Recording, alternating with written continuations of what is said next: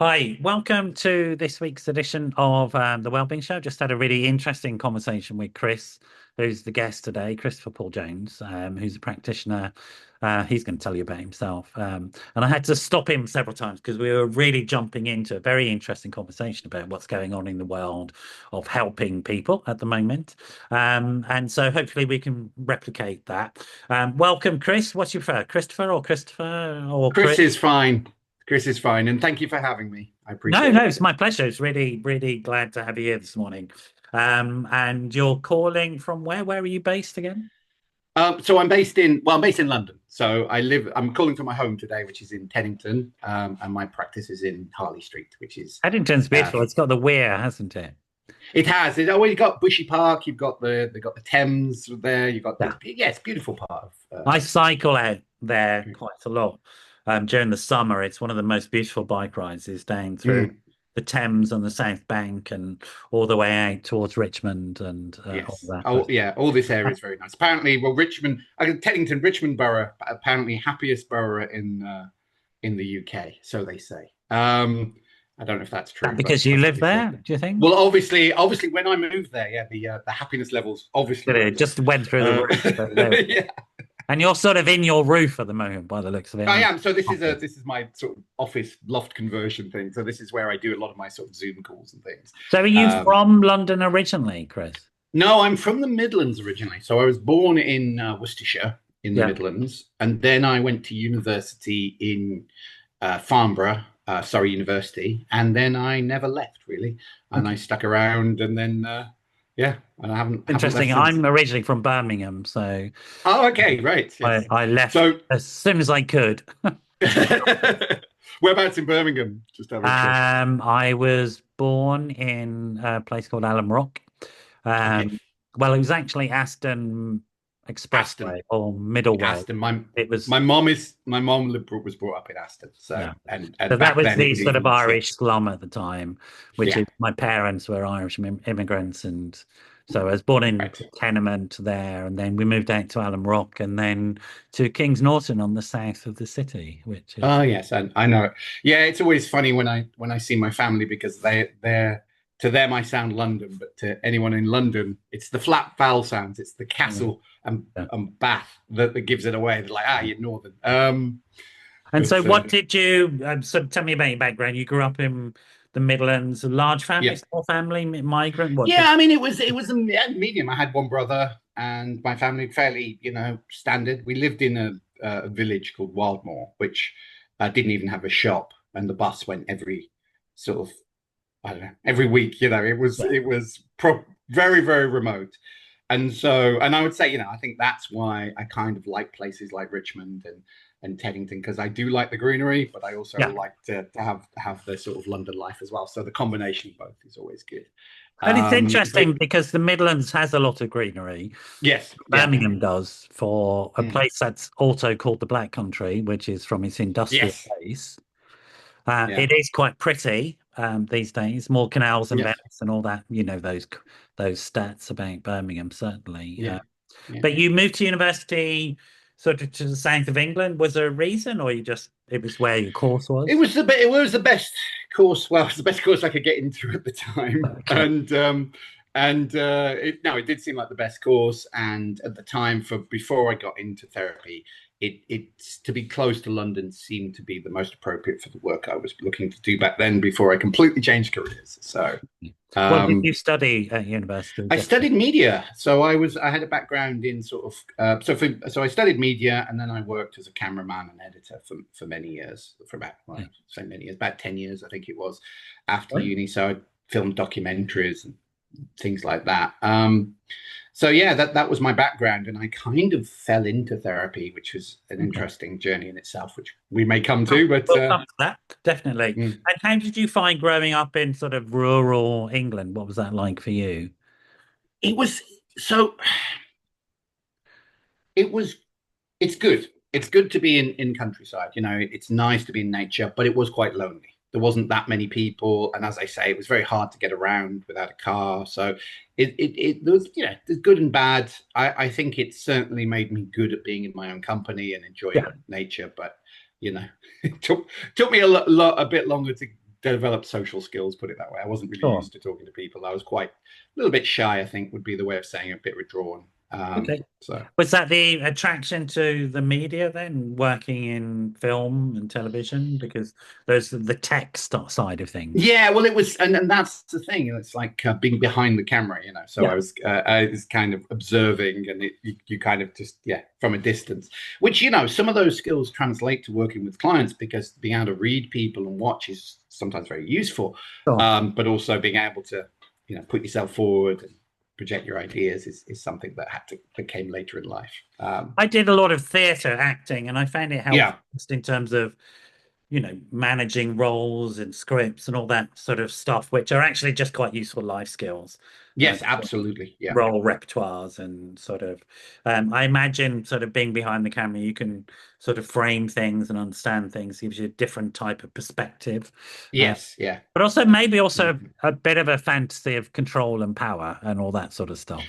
I mean, you know what? This is probably the most I've ever thought about it. Possibly, I would say that's probably more a director's role. Because, Okay. so certainly for sort of more documentary stuff, you're more just observing the situation and reacting and seeing but trying to predict what's about to happen as well. Because you're like, I think this person's about to say something, so I have to pan the camera, that kind of thing. Right. But yeah, no, I think being able to passively observe, so you're there but you're not there, Yeah. and It's a it kind of particular culture as well, the sort yeah, of film and television industries. yes. So I've worked a bit in that stuff as well. Mm. Well, And yeah. And when I started to, get big in my therapy career, and I started being in front of the camera, people were like, "Oh, you've done media." I was like, "I've never been in front of the camera. It's a yeah, right. completely different skill because one, as I say, one you have to be very away from it, and one you have to kind of perform, and so." But to your point, I definitely recommend that people learn acting or presenting skills, or even if it's stand-up comedy, just to be, certainly if they have social issues, it's a good way to be out there and Yeah. learning to interact. But yeah, media people tend to be quite cynical. That's what I would say. That the camera people especially are quite bitter and cynical. Yeah, it's also very male, isn't it? As an Yes, industry was. I yeah. mean, I not mean, so much now, but it certainly was. yeah, Yeah. yes, absolutely. I think they're evening it out. But yeah, it definitely was quite well, and certainly the directors as well. It used to be kind of a boys' club. So when I was in like Pinewood and places like that, there's a lot of these old directors just hanging around the bar, Yeah. chatting about the good old days. So, yeah.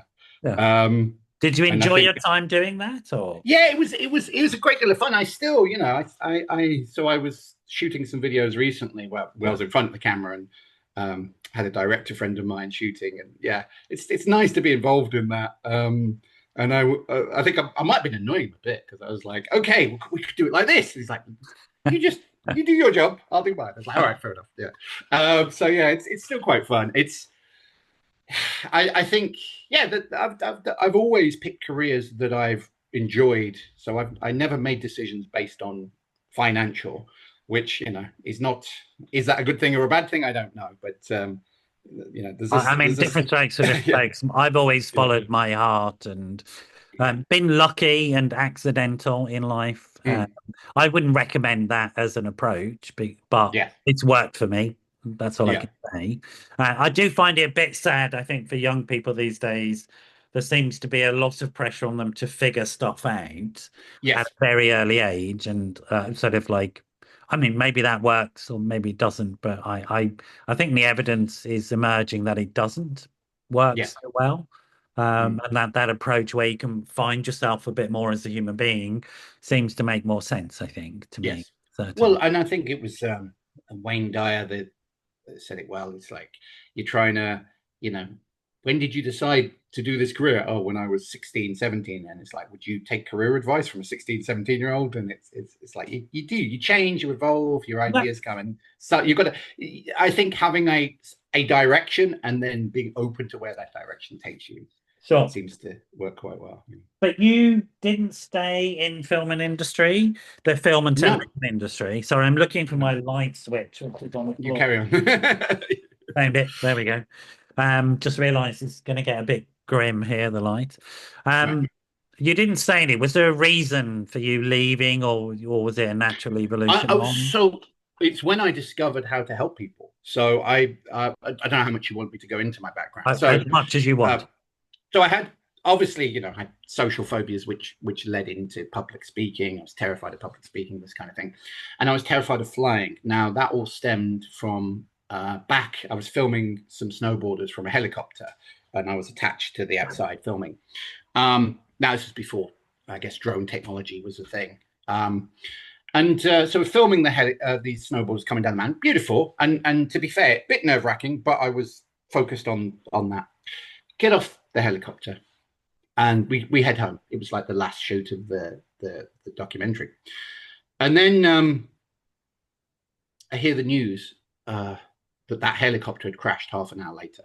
Wow. The one you'd been Yeah, on, right? one I'd been on. Now there was a couple of factors. So what they do, I don't know if you ski or snowboard, but I basically they have ski a bit, yeah. right. So they have to clear the mountain at night time. So they use controlled explosions. So that they had actually put these explosives on the helicopter, and the helicopter was showing off, ducked under the cable cars, and then the engine stalled and it crashed into the mountain and exploded. Yeah. And so I because I was away from it, and again, being cameraman, being distant, it didn't really hit me. But then there's a thing called pickup where we had to get some extra shots. So we fly back out. And again, I'm standing with these snowboarders in the snow, and they go, "See that scorch mark? That was the helicopter you're on." And in that moment, I'm like, I'm never flying again. So I created these phobias, and then I happened to be hired to film for a guy quite big in his field, well, the top in the field, and he was showing how to get rid of problems really quickly, how to decondition these emotions. And I didn't know. I always thought back then that therapy was just talking about your childhood for the next 20 years. I didn't realize there were Mr. Freud, solutions. where are you? Yeah, yes, exactly. And I was like, gosh, this is amazing. I'd want to learn some of this because I want to help myself, really. And then two people came up that also ran courses and said, "You do videos. We need videos for our courses." And I went, "Well, that's good because I want to learn this stuff." And so we started. So my first experience was actually just trading my skills.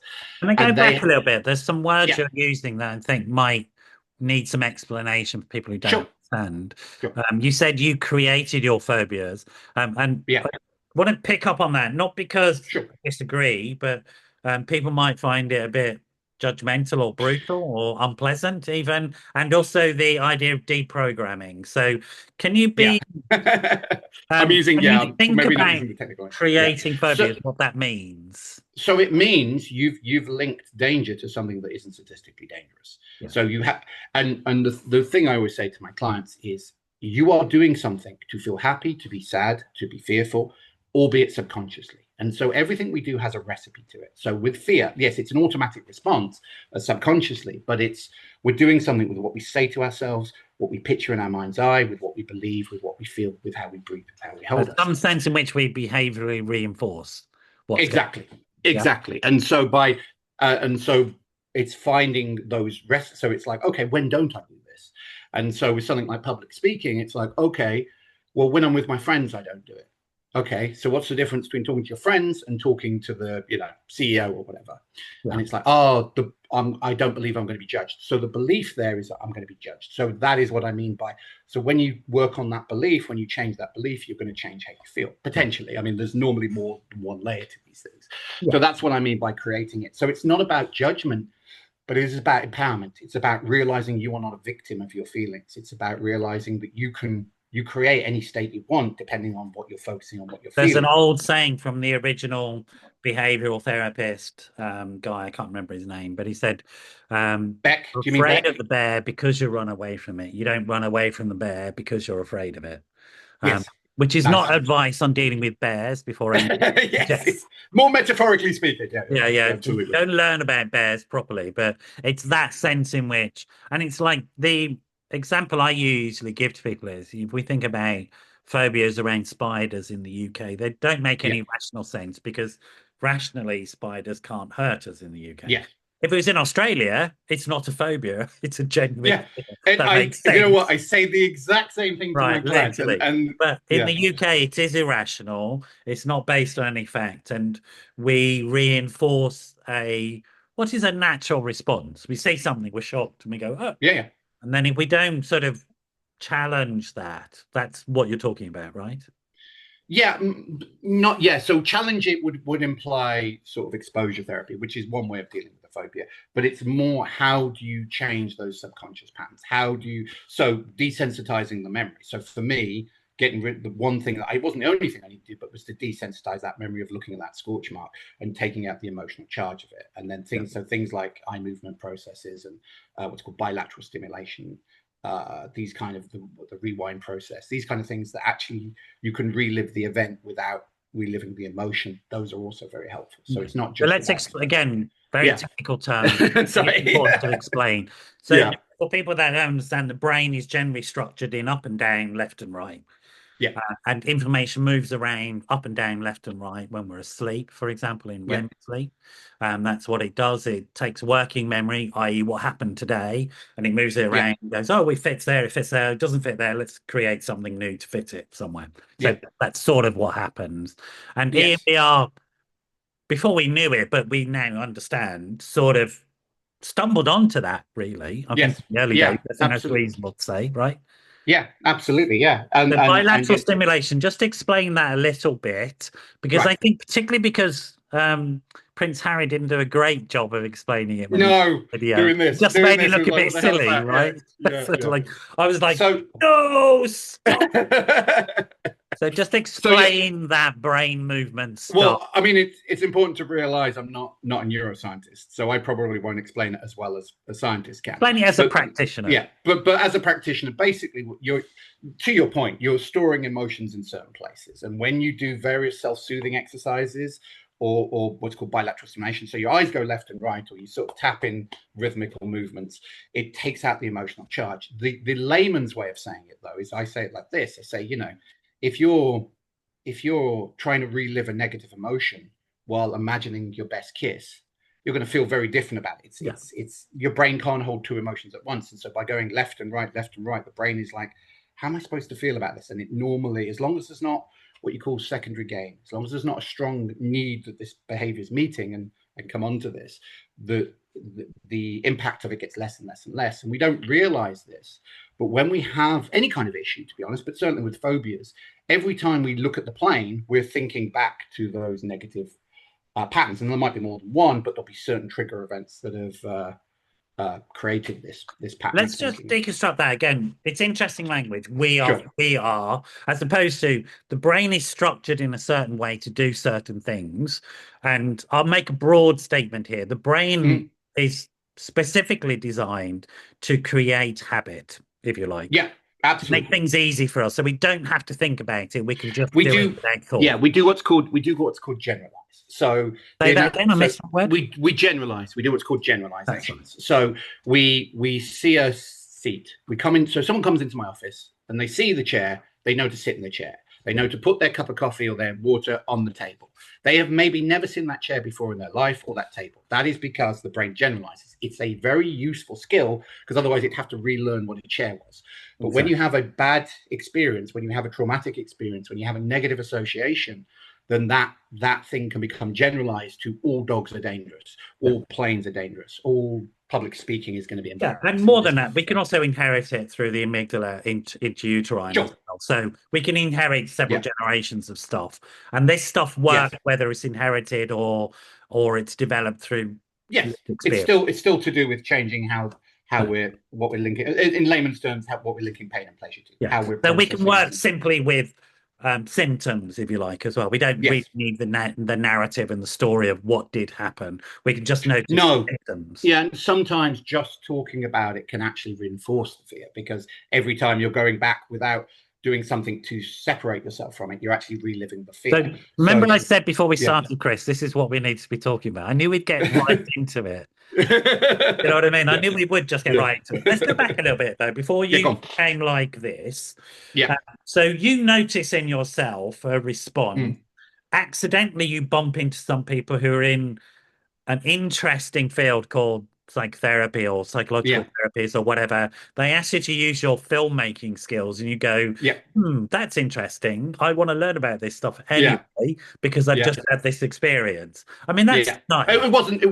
So sorry, say again. I mean, we're maybe skipping a couple of years. It wasn't 10 minutes later, but good. Sorry, look, I missed the question. I'm an Irishman. Facts should never interfere with a good story, as far as okay. Yeah. So, so then, So I I mean, happened to be walking along, and then magically it just that's appeared. right. Yeah, So look, but that is sort of what is happening here is yeah, that yeah, yeah, and I guess the point I'm trying to make is this, that that's really how we are as human beings. yeah. Yes. That we get these needs and then we notice, if we're lucky, the resources are available to deal with them. It's particularly Mm. interesting, I think, as a guy who is in a sort of male dominated field. And Mm. I happen to know what, cameramen are like. Like I've been Yeah, there and done it, mate. So yeah, right. yeah, exactly. Yeah. So I know what that background is, and it's intriguing to me that, as a boy who grew up in the countryside, Mm. I don't know what the sort of emotional programming of your family was. I don't need to know, but uh, No, pretty much, that generation. My mom's very kind of kind, and I'm not saying my dad isn't, but he's very sort of traditional. yeah, Like put it this way, my documentary friend, I suggested him. I mean, my dad's retired now, but in his 90s, but I suggested him a thing called job swap. Like I'm like with reality TV, because I sure. couldn't do his job. He was a plumber and he Yeah, worked it with his hands. I couldn't do any of that. And he yeah. would sit there, and it might be very practical because he'd go, "Well, you got a job, haven't you? What are you complaining about?" Like he would have no understanding of what's going on at the deep level. You just have to get on with it, don't you? Which isn't always bad advice, but obviously it does It's miss a pretty lot of good stuff. So advice, yes, actually. Carry yeah, on yes, living is a good yes, advice. Don't give up on absolutely. But life, it, whatever you do. I mean, that's yeah, pretty. and But they're that brought up in a EQ thing, that yeah, understanding of the internal world, wasn't really part of your growing up yes. as such. Exactly, and and I think it was for most people. It's typical English sort of, stiff upper lip, you carry on. And I say, not always bad advice. You don't always want to dwell on your problems. And I think that did make me very much sort of a practical therapist. It made me very much, okay, let's look for a solution here.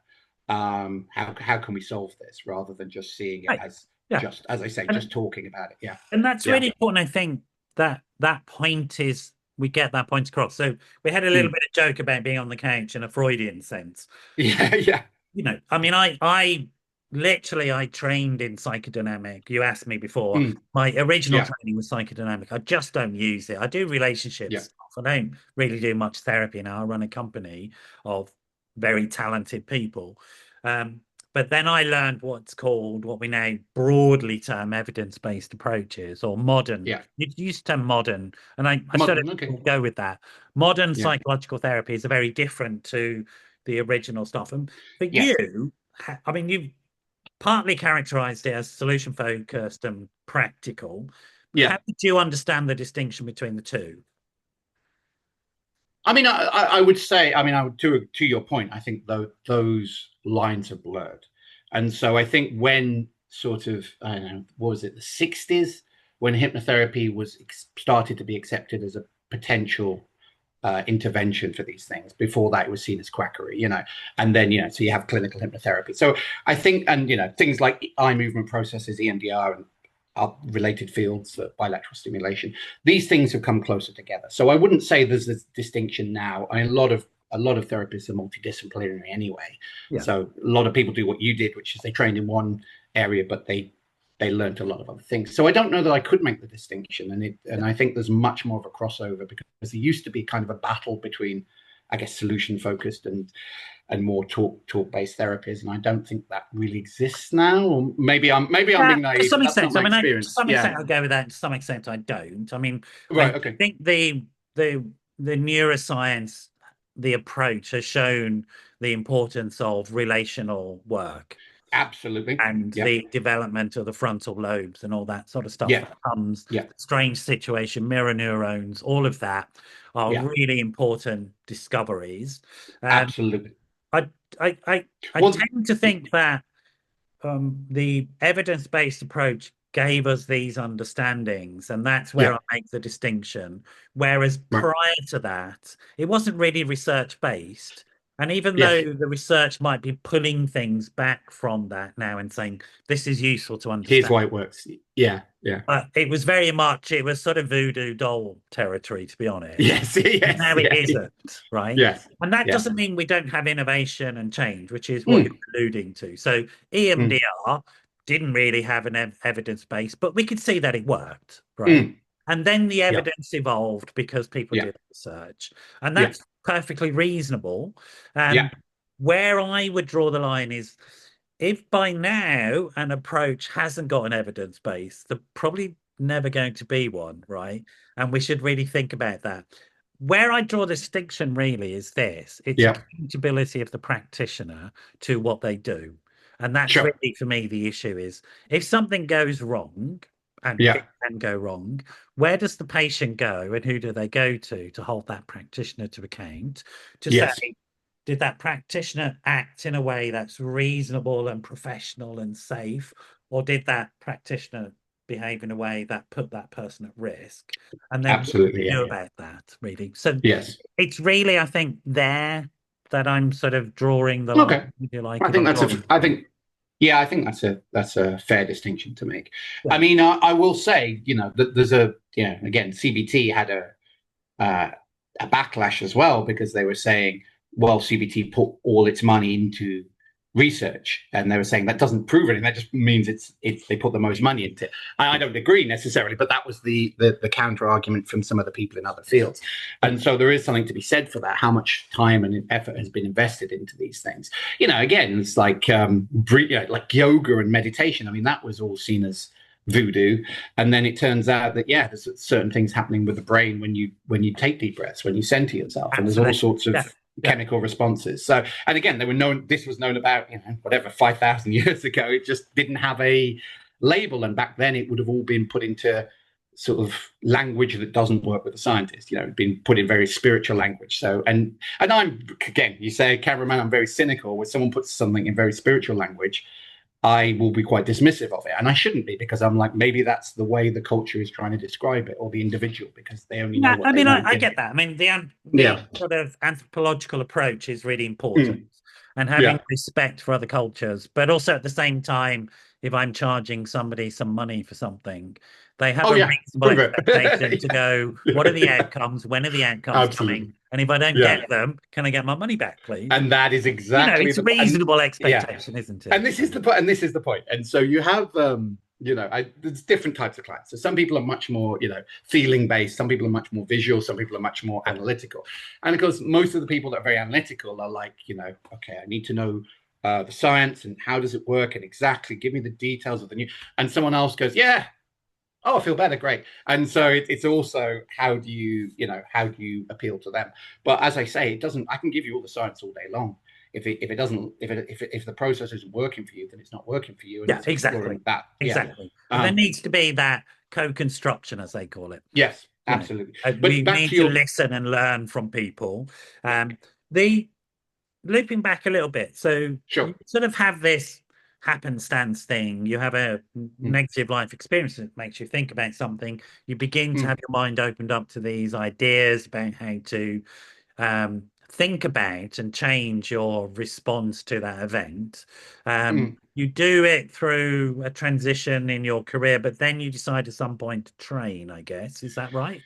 Yeah, so I start learning these different courses, and originally, like I say, it's just for myself, and then I get more and more interested, and Can and I then just I remove the basically word just? go Can I remove just. that word? It's Oh yes, the linguistic. originally was for your It own was for personal myself. Yeah. Okay. exploration. Rewind. There's nothing just So about that. That's yeah, absolutely reasonable motivation for yeah, doing anything, I yeah. think. So I did it for myself. I Yeah. didn't even consider how it would affect other Yeah, people. And absolutely. then as I got deeper into the study, I was like, actually, and to be fair, I was like, oh, I could help other people. I could make a difference. And so then, yeah, so I studied, and I got very passionate about learning everything I can from everywhere, really. And as you say, some of that is like, well, where's the evidence for that? Oh, but do I feel better? Yeah, maybe a bit.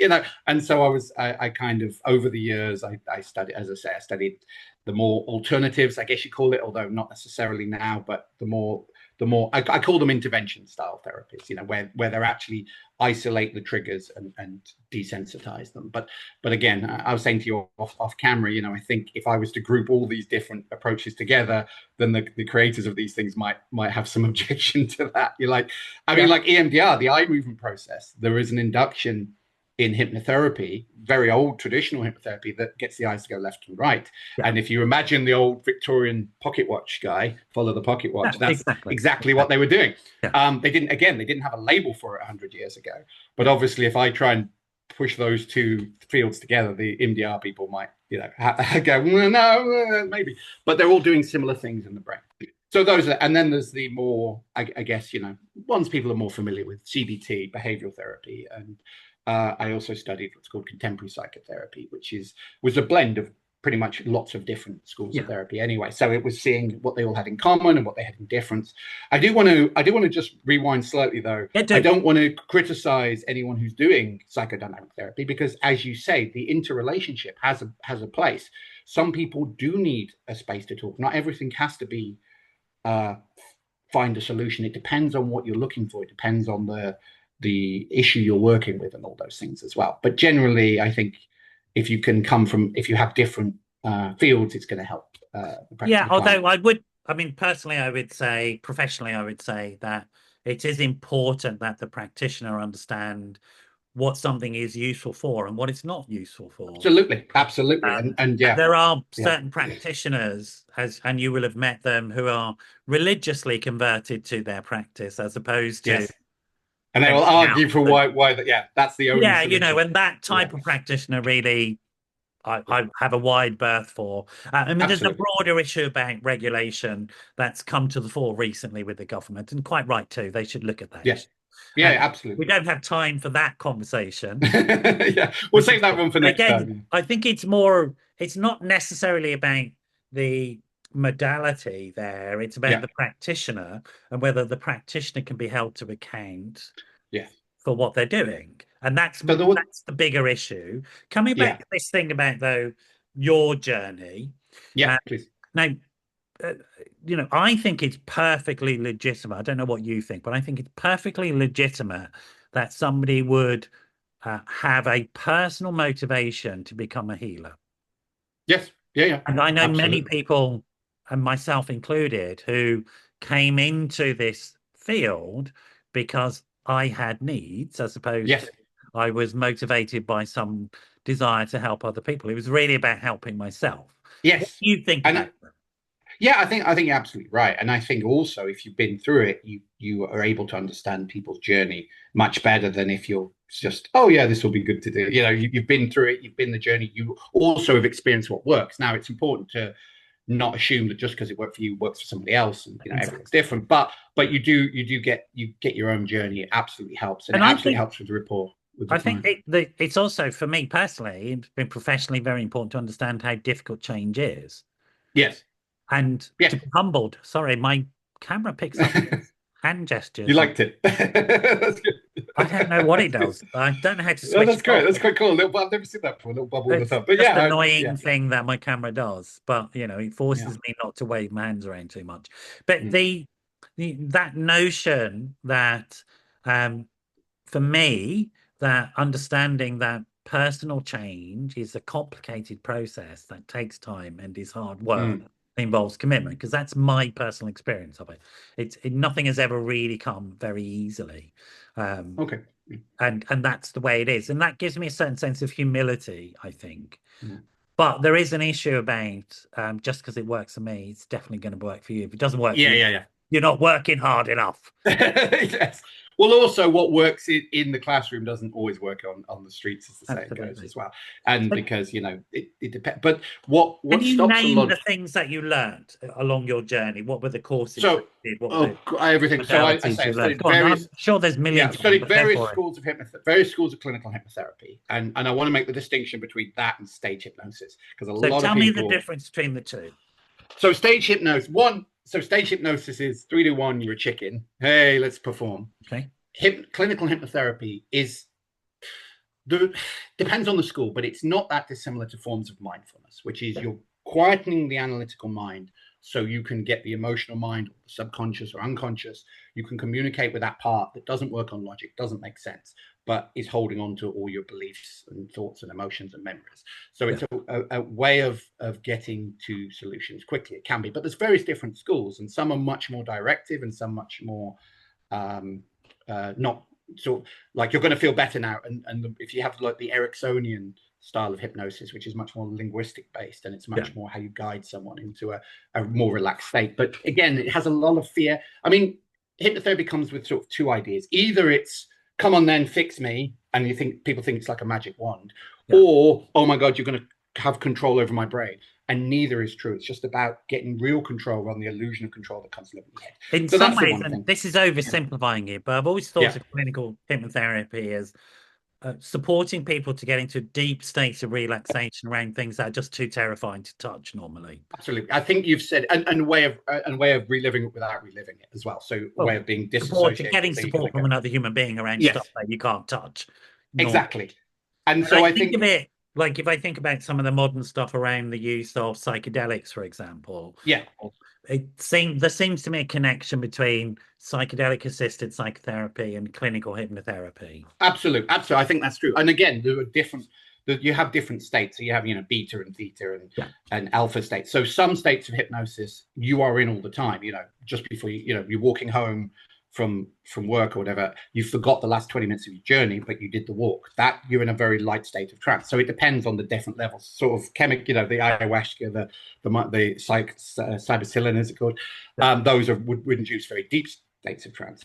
So there's that. As I say, I did cognitive behavioral therapy, which is pretty universal now. This is about understanding your beliefs and challenging them and how And to I would change say them. it's a core modality that people need. Yes, I think it's very good.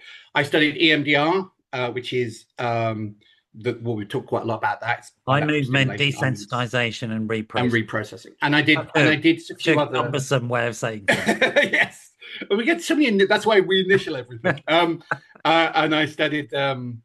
Where I forgot, I'm going through the list now, and I studied sort of related fields of bilateral stimulation as well. So there's other things like havening and other techniques like that. Did I detect Yeah. some DBT terminology as well in there? Dialectical DBT. behavior therapy? No, you don't. Maybe, but I had possibly, but I don't. I haven't not formally studied it. Not in Some a distress classroom. tolerance language that you were using. Oh, probably. I mean, probably it all. I mean, that might be from the contemporary psychotherapy I studied as Yeah, well, there might be because that drew on a lot of different fields sort of simultaneously, and various forms of mindfulness. I studied neurolinguistic programming as well, NLP. I thought I knew I could hear NLP in there somewhere. Some terminology in there, which we could come on to there's good and bad in there in the sense that But I think NLP is very controversial. effective, but I think the Yeah. explanations of it are often junk. Yeah. Well, they're oversimplified, and that's my thing about it. Fair enough. Yeah, I mean, I agree. And the thing is, but there are some very powerful tools. I think the problem with any quick course, though, it's also I think is here's an interesting thing about it because it comes from sales, right? It was a sales originally. No, Well, no, I've just not upset originally. you. I've just upset you. Right? No, I've no. achieved something. He's now you're going on a to rampage now. Go on, No, go for it. it was so Richard Bandler, John Grinder, and I forget the third one.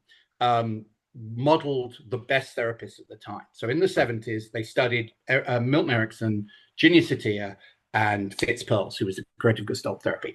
And they wanted to know what was the difference that made the difference in life for people, excellence. And it wasn't just what they said, it was what were they doing subconsciously, what was going on behind the scenes. And they developed and they did what's called modeling. Now, later, because it didn't go down the traditional routes of therapy and testing, and I don't know why they avoided that. Although some of the techniques have now, come into other things. I'm sure they have. But like the rewind process and things like that, conditioning, obviously, a lot of the some of you said, I know you criticized some of the explanations. Some of the explanations are identical to how CBT behavioralism would explain things. So that was how it started, but then people saw it. I was like, oh, this can be used for, the language can be used for sales and things like that. But no, originally it was a form of coaching or therapy. Well, I was going to say something about sales. Go on, you can say something. In some ways, I think any type of personal change, we have to be really good at selling that to people because it's hard work. Yeah.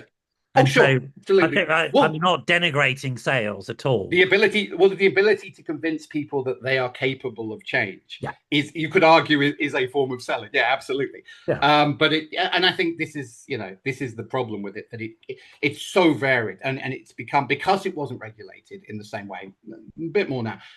There's so many. When people say, "Oh, I studied NLP," it can mean so many different things. It yeah. could mean like you studied it for business and how to talk to Yeah, people you and how to spent have a weekend and communications. did a bit of life coaching, Yeah, right? exactly. Or it could mean you've learned, very deep skills, and a lot of Which therapists were comes to the NLP. point Yeah. about being accountable, Yes, and that's absolutely. literally what happens in the psychotherapy field as well. It could mean all sorts of things. So there is a Hmm. need to look at that and regulation and Sure, sure. registration so that the public have some sense of what they're buying. You can buy Absolutely. anything you want. If you've got the money, buy whatever you want. Oh, absolutely. Um, But it's finding what that's works. Yeah. your choice. But I think, those are broader issues. So you Yeah. sort of went, I mean, it's interesting your choices Mm. are interesting choices. How would you characterize the choices of things you wanted to learn about?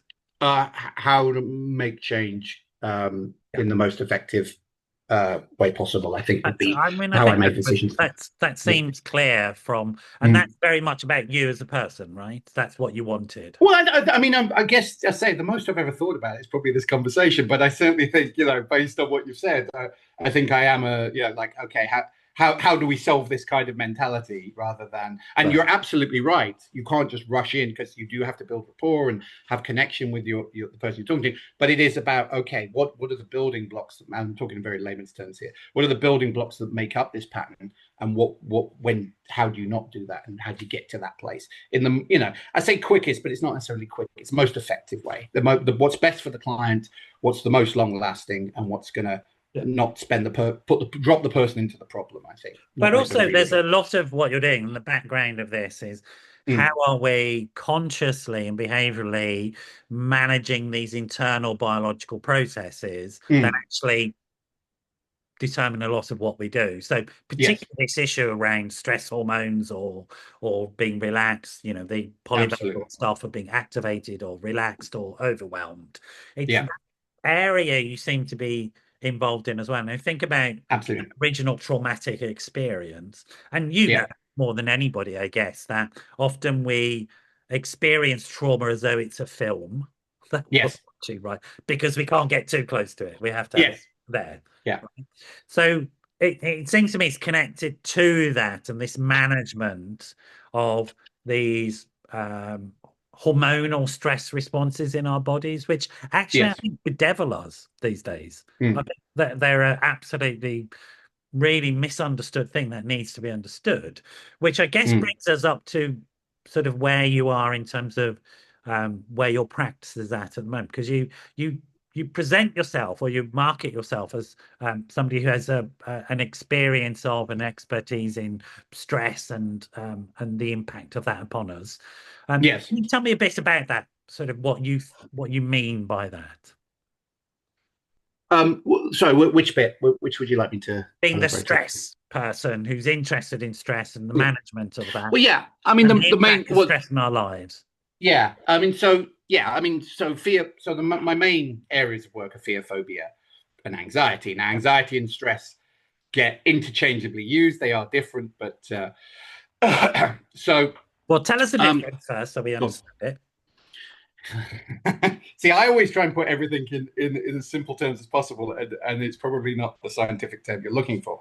It's How I okay. would define it, Yeah. yeah, how I would define it is stress is in the is so. Let's say you got a deadline, or there's something at work. You're stressed up until that deadline is reached, and then it will dissipate.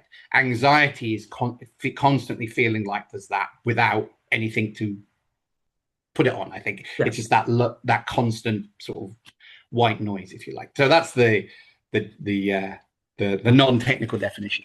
And the So word yeah, phobia, what does that mean to you? So fear, phobia, and stress. yeah.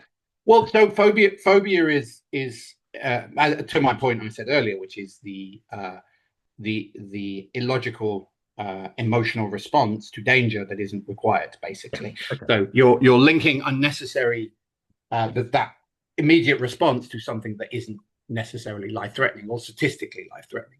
So you're things like flying. People go, oh, well, plane crashes can happen. Yeah, but you can get hit by lightning walking down the street. Statistically, it's not very likely, but you've put it high on your priority list. And Okay. as I say, something like public speaking, there is no statistical danger whatsoever in any context.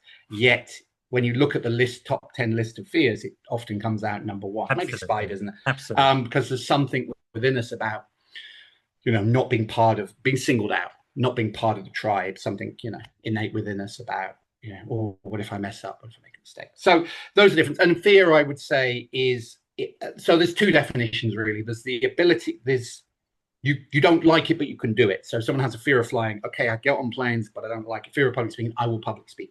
Technically, a phobia is an instant reaction where you want to run or fight back or flee. So you go into the instant, reptilian lizard brain response, basically. Yeah.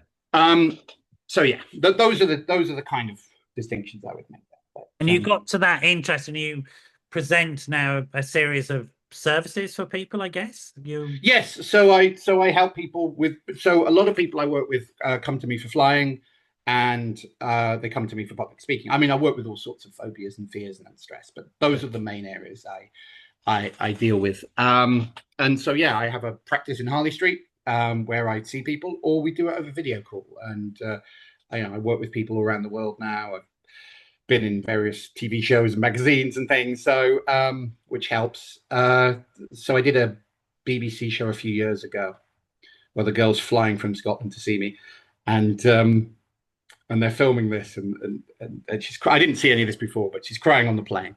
Good old TV, you see. They say, why couldn't you drive down from Scotland? But doesn't make good TV, I guess. Anyway, and so they go, stick the cameras in my face. And I was like, oh, to be on the other end of this, right? Stick the cameras in my face and go, right, you've got 2 hours, go. I was like, So, but anyway, I was, I didn't, I just guided her, but she was able to let go of those patterns. And then the video going back, she was absolutely fine on the plane and very relaxed. And so we did. Some people might be surprised at how quick that can happen. Well, yeah, I mean, the analogy I guess I would give is if you love dogs, one day you get your hand bitten off by a dog. In a split second, you go from love to fear. Yeah. If you really nice, you're in love, Chris. Yeah. If you're in love, spot on. Yeah. If you're in love, find out your partner's cheating on you. Second, you go love to anger, love to hate. So our brain with enough negative association can learn in a split second. And so with enough positive or neutral, it could also learn. Now, there is a distinction here. That's with what you call a very context-specific fear. So that is where complex or developmental. Yeah. So, and this is where I make this. So to your earlier point, this is where I make the distinction between a phobia and anxiety. So anxiety is a prolonged period of fear, not often when you were younger. So if you grew up, obviously the obvious ones, moving around a lot and family arguing all the time, going for a big divorce, big bullied at school. So that prolonged period of stress, that is much more. And although these people will develop fear of public speaking and fear of flying, it's not a specific trigger in time. It's a few. So that is generally a longer process too. So I want to make that distinction there. Not everything is, as you said, is not instant, but also not everyone is aware of the triggers. Both are true, aren't they? Some of it can be really quick, and some of it takes a bit more time. The techniques, I guess, are pretty similar that you would use. But yes, I mean, more complex stuff, the understanding of it. So my understanding of EMDR, for example, is with complex trauma and developing in there, you would develop what are called memory strands or memory events, right?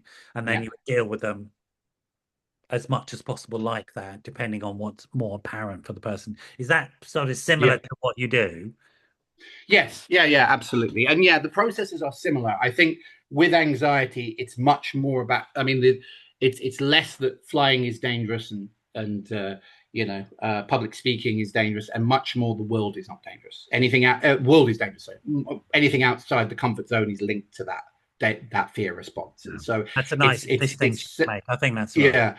So it's settling the body as well. So with the more context-specific triggers, you can sort of do what's called scrambling memories and that. You need a bit more of a self-soothing approach. The other thing, I do want to get onto this because it's the important thing that I think a lot of practitioners miss and a lot of therapists and coaches miss, is what you call secondary gain. Now, I'm sure you're familiar with this term, and I maybe what a lot of people misinterpret what that means. So everything we do on some level is trying to serve a purpose subconsciously. And whenever I say that to like a group of people, first thing you get the person and go, "What about a psychopath?" And I go, "Yeah, to them in their own, uh, mind, their own, damaged mind, whatever you would call it, yeah, their issue. It's their way of getting significance or power or control. Doesn't mean it's good for anybody else, but it's a need that's being met. Now, very often with a fear, with a phobia, with anxiety, with stress, it's a need to try and be ready, prepared, or protected. Now, fear doesn't do that. It does in the moment if you're in real danger to be able to run away, fight back, or play dead. It doesn't to hold on to it from the past. The lessons might, but the emotion doesn't, and it doesn't to protect you into the future. Yeah. But the subconscious doesn't know that. The unconscious doesn't know that. And so sometimes the reason people hold on very tightly to their fear is because it's their way of, it's like their armor. And so working with the emotional mind and teaching the body that it's actually safe to let this go is also another strand to sometimes working with certainly more stress and anxiety. So say more about secondary gain. What is the secondary gain then? So it would depend. Any behavior, there is a meaningful reason behind it, which will be reinforced, whether that meaningful reason is positive or negative. Yes, you always say it in much more articulate ways than I do. It's very good. I'm behind the camera. Right. That's all. I'm just behind the camera. Yeah, that's absolutely right. Yeah, and so understanding that is useful because, well, it's not. It's more learning. Yeah, so it's understanding that, because once you can find a better way to meet that need, you can feel. So, for example, someone can have a need to feel important, and they can do that through helping people, or they can do that through bullying people. Exactly. And so. Exactly. So when the subconscious realizes there's a higher way, the more beneficial way to meet that need, it becomes easier to let go of the fear. And also, my experience clinically is this: when you're working with kids, for example, you're only working with the secondary need. Yes.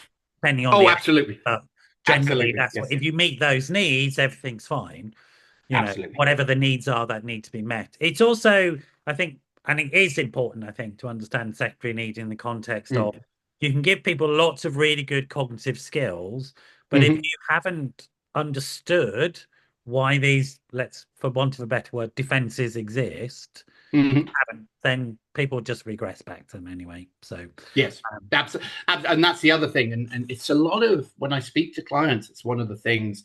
It's almost like playing whack-a-mole. It's exactly. They'll go, "Oh, I tried this, and I felt good for 2 days, but then I felt," and that would be a strong sign that the underlying need has not been met, and so it has to revert back to the old pattern. And I think that's where the sort of interrelationship stuff really comes in. My early training in that, particularly the attachment focus, forming relationships, absolutely. Because ultimately, if we can transfer these needs into healthier relating with another human being, game over. We've done it. Job done. Absolutely.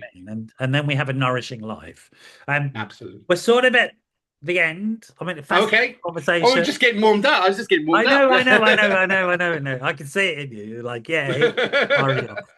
I love that. You know the neurological truth that you fire one brain cell and they all go. Yes, yeah. And like when you learn to live in that way, it's okay, isn't it? Rather than trying to narrow it down. It's like, follow it. It's creative. It's interesting. It's fun.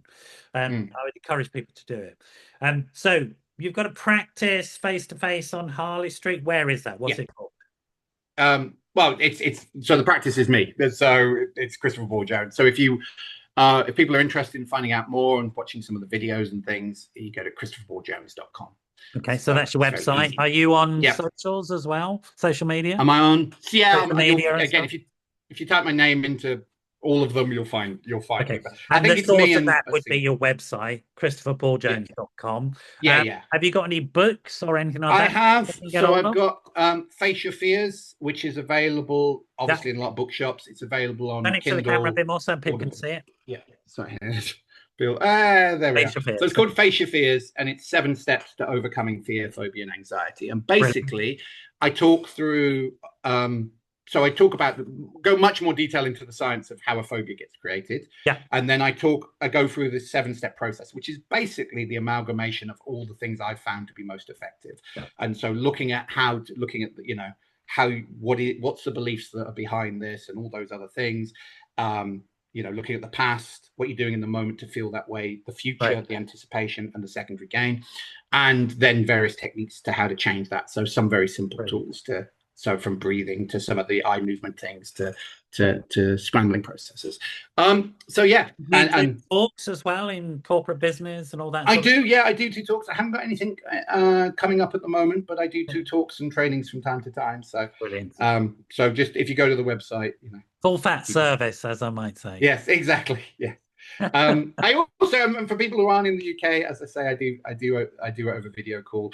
I also do what's called the VIP package, where I will fly to you and work with you for a day or two. But that is, it's tends to be for celebrities, and I mean the last person I did it for, I can't say, but yeah, I Yeah. was. It's a bigger package. Right. So Brilliant. Look, Chris, fantastic to have you on today. Really interesting conversation, interesting person. Look, folks, I hope you enjoyed that as much as I did. it's And that amazing. you Yeah, got some something great from it. conversations. We'll circle back with you again at some point, Chris, and come back and I'm going to learn how to turn that bloody annoying thumb thing. I like it. I think it turns up just at the right time. It's great. Oh, you're in the middle of a Thank you sentence, so much for right? having me. Oh, no, it's great to have you on. You stay there while I say goodbye to folks. Hope you enjoyed it. If you're watching this, remember this was pre-recorded. Do get in touch if you have questions. 07506 319 745 on WhatsApp is easiest. Don't call me because I'll probably be out doing something and you'll get a grumpy old man response. So send me a message and I'll get back to you. And I'm sure Chris will be delighted if you reach out to him through his website and ask him questions. So lovely to have you on. You stay there. Thanks everyone for joining us, and I shall see you at the next episode of the Wellbeing Show. Have a great evening wherever you are.